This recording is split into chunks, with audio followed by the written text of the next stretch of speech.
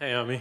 Great talk. Thank you so much. In a world, especially on Twitter, just when you mentioned it earlier, it feels like everyone is very. I'm over here, Ami. Over here. Look, there's this guy standing up. It feels like people are very separate and binary in the way of thinking, and it seems like we're very disorganized and reminding each other of our humanity. How do you work on getting people together and building those bridges when they feel like people just want to tear them apart? So I think that, may I? Hello? Can you hear me? Yeah. Oh, okay, sorry. So I'll do it this way. So yes, I think the world is polarized along many, many axes. One, I think, not very well kept secret, which I think all of you know, is that the further out you go, the louder the people get, right? And so the extremes on any issue tend to be much louder. I think there's actually a huge number of people who want to work together with one another in some way. And at some point we have to forge ahead with that. We have to sort of come to a place of, honestly, just love. I mean, who wants to build better?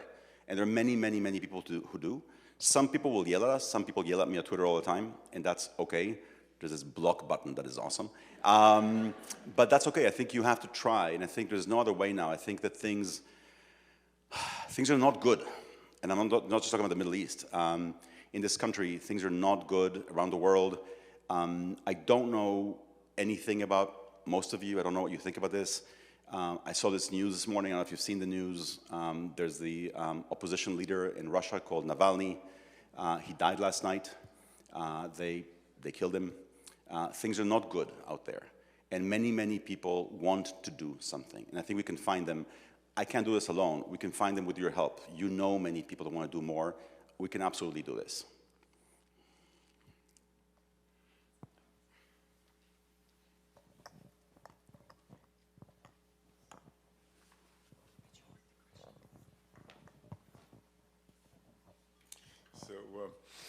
So Ami, I am, well, kol hakavod, thank you so much. That's Hebrew for the more power to you. I came back from Israel full of idealism. I did Arabic studies, Middle Eastern studies. I worked in peacemaking in the Middle East. And I'm just going to throw out one of the things I learned from the very wise Jesuits at the School of Foreign Service of Georgetown, which is if you want to move the world along in a particular direction, which is what you and many people here are all about, make sure you start with a very clear understanding of where it is right at this moment, and only then can you really move forward. Yeah. So there was no question mark at the end, but I will absolutely agree with that. I want to add one small thing to this, which I think is in some way related. There are some very basic rules that we want to have for this whole thing, very, very basic. One is not violence at any time.